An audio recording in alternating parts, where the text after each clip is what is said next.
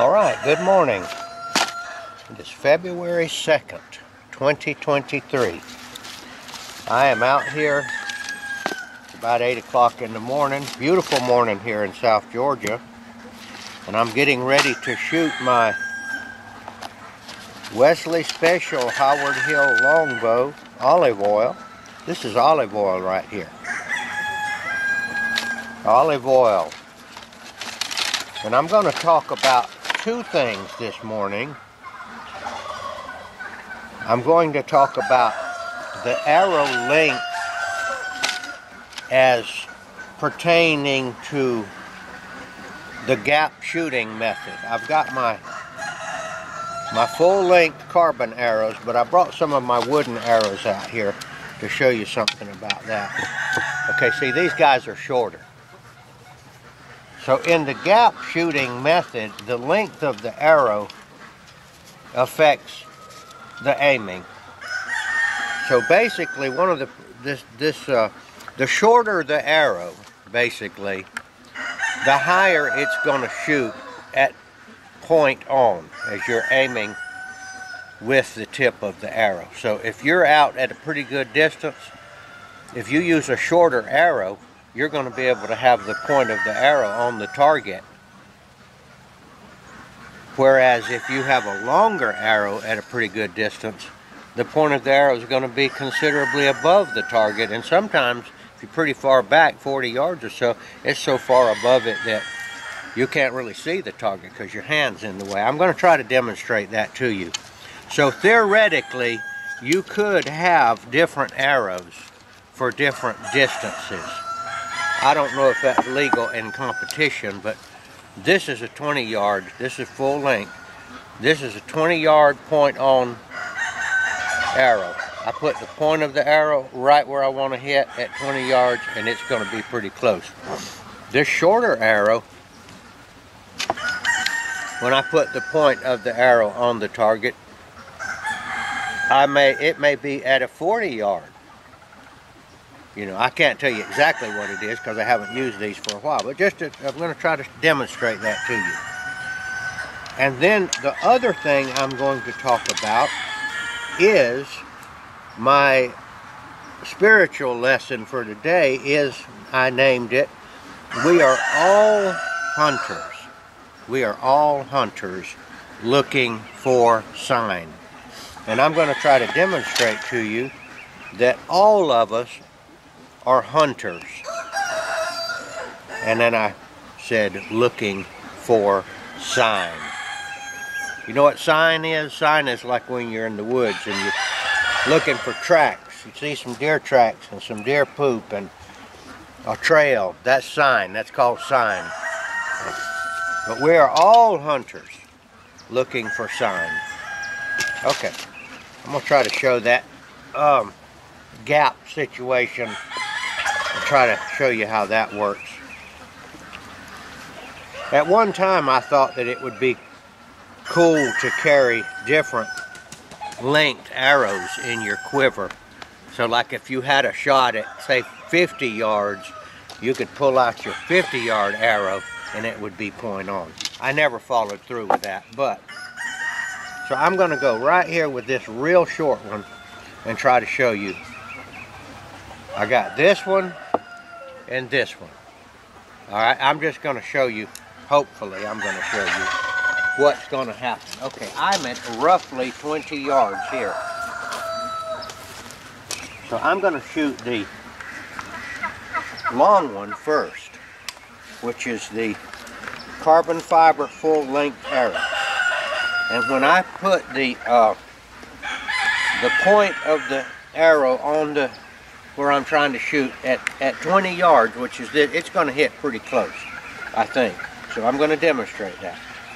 Alright, so I'm looking at the point of the arrow. Got it right. I missed that one. I missed it because I didn't put it high enough.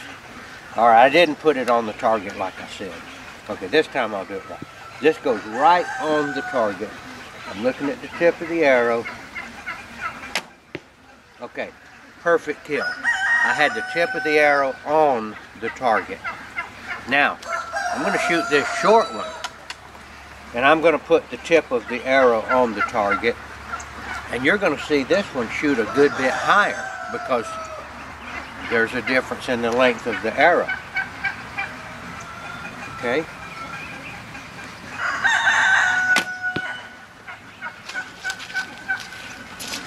Good shot higher.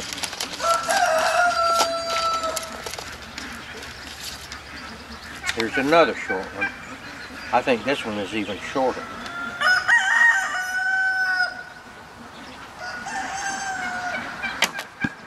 And that shot a good bit higher. I think this one right here is actually almost the same length as the full. Now this one here ought to shoot pretty close because it's a longer wooden arrow. It ought to hit pretty much in the kill zone. It's almost full length.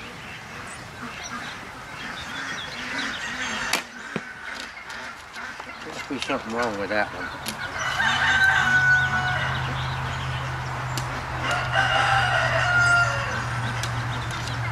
Full length in the kill zone. The tip of the arrow is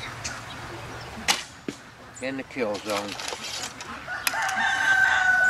Now, of course, this is going to vary by, your skill, but roughly, point of the arrow at this distance with this one is going to get to the target. And it did. Let's see what this one is right here. And I can tell you this right now. This one here is a good bit shorter here. We'll shoot this one. This one here, if I put the point of the arrow in the kill zone, it's probably going to go high.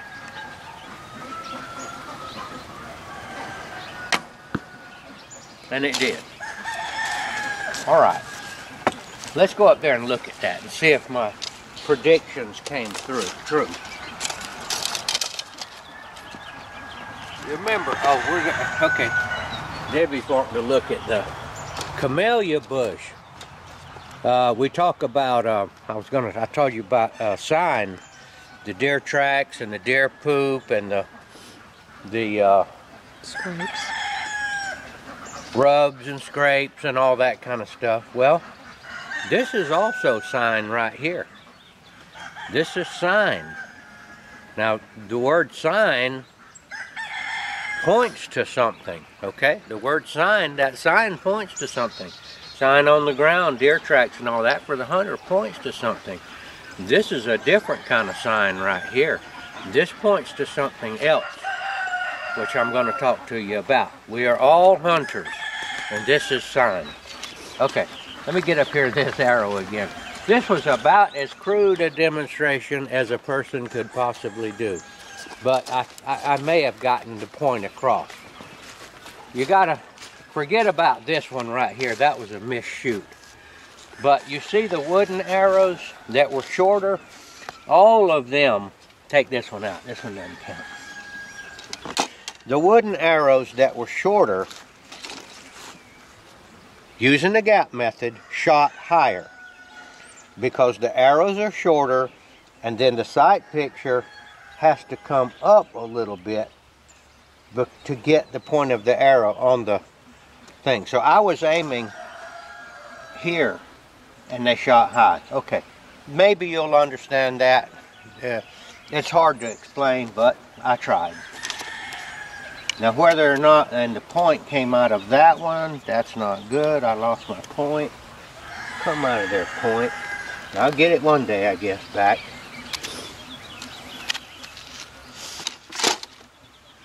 But whether or not it would be a good idea to carry arrows of different lengths, maybe if you were hunting, maybe if you were target shooting, it might would work. I don't know. I'm going to shoot. Let me talk about this sign again. I'm going to shoot the pie plate a little bit. Maybe I could talk a little bit too. Okay, we are all hunters. I say we are all hunters. Maybe not a deer hunter, you might not be, but ancient man certainly was a hunter. And let me hang my hat here on my pear tree hat rack. That's my pear tree hat rack right there. Okay. And remember, I told you, I don't know if you saw my other video, we're going to graft this in a few days, and I'm going to demonstrate how to graft a tree. We're all hunters at heart. So we somehow or another found ourselves plopped down in the middle of a forest in the world, I'll call the forest. And in ancient times, man hunted. Tried to look, find some deer sign, figure out a way to get a deer killed and get some food. They also hunted for fruit, like this pear tree and all. And they used sign. Sign told them, here's a trail. This trail is got a lot of deer tracks on it. This trail doesn't have quite as many. This trail's got a big deer track on it, a deep track. That must be a big buck. I see quite a bit of deer poop right here. There was a lot of deer here. There's some trees that they munched on. This is where I'm going to wait. I'm going to guess that the deer are going to come here, and I can get a deer for my family. Okay, going to the pie plate. Oh yes, that was a kill. I'm not going to shoot that wooden arrow here. I might try the wooden arrow. I'm putting the point here at about 20 yards on the, roughly the 5 o'clock position on that pie plate. Is it, you know, on this side and right there at the rim, the lower part of it. And I hit it. Let me show you now this with this short arrow. I'm going to put it in the same place. That would be at the 5 o'clock position on that pie plate. And I bet you this is going to shoot high because this is a shorter arrow. 5 o'clock. It shot a lot higher. It didn't shoot good at all. That's one of the reasons I like these carbon fiber arrows. That arrow was probably laying around absorbing moisture and all and getting crooked, and it shot very badly. Here's another short one. Whoop, that one got no point. That won't work. I think the deer is getting away while I'm searching for arrows.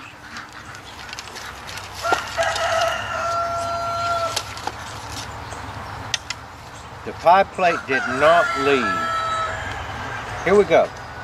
Aiming at the 5 o'clock position with this short arrow. And it should go high.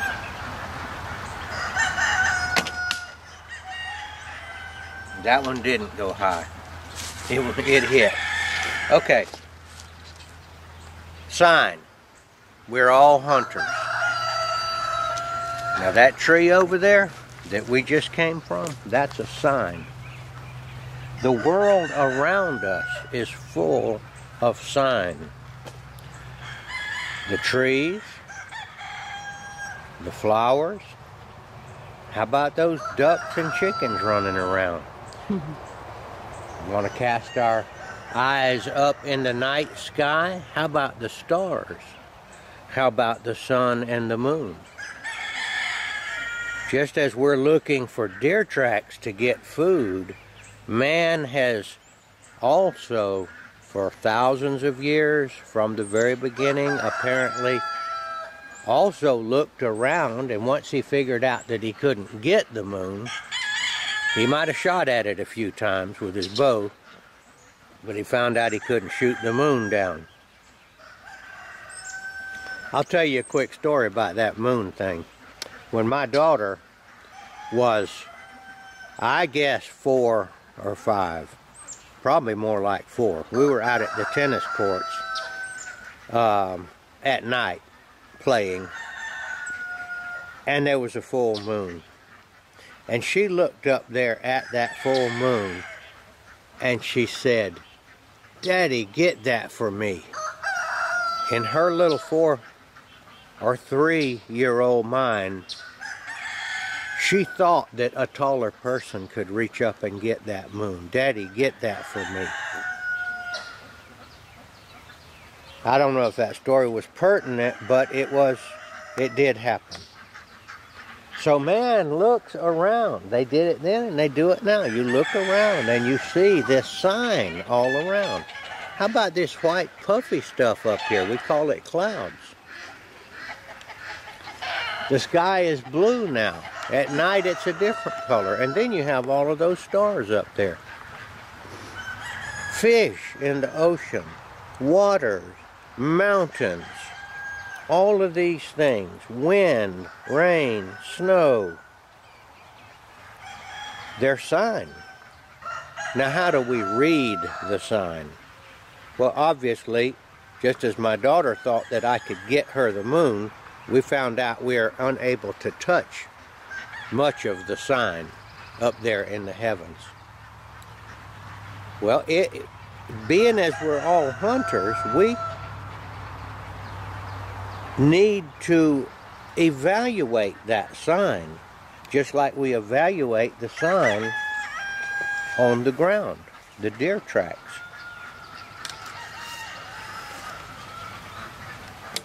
We evaluate it and we make a decision about where we're going to put our stand, where we're going to put a blind, or where we're not going to do it. There's no sign here. We're not going to put our stand up here. And I don't see any tracks around. Doesn't look like a deer's been around here in a long time. So then we look as thinking human beings around us at all of this other sign that has nothing to do with hunting, but we're still hunting. What we're hunting for is who made this sign? Who made this sign? A deer makes tracks. We know that because we see the deer. And then we go over there and we see, hey, look, there's his track. So we kill one and we see that's the shape of his hoof. But we have all of this other sign around us, much more. And we think an ancient man thought, hey, who made this sign? Who made these tracks up here? These stars, those are tracks. Who made that? And that is also for us to evaluate. Right now, we are hunters and we need to look at this sign and we need to evaluate it. We know a deer made sign on the ground. We know that, or we're very certain of that. But we also have sign up here. When we see a deer track, we don't say, hey, that deer track made itself. There's no deer around here. That deer track made itself. But yet we are asked to believe that this sign up there in the heavens, this tree with that beautiful red flower, these majestic oak trees that stand here, they made themselves. We are asked to believe that by the scientific community. It's absurd. Don't let them tell you that lie. Sign was made by something. All right, well, let's just take a sign, a modern use of the word sign, a road sign. Say the road sign says Reedsville, Georgia, 15 miles. That's a sign. What are the chances that that sign made itself? Somebody made that sign. All right. I hope I provoked somebody out there to think about that.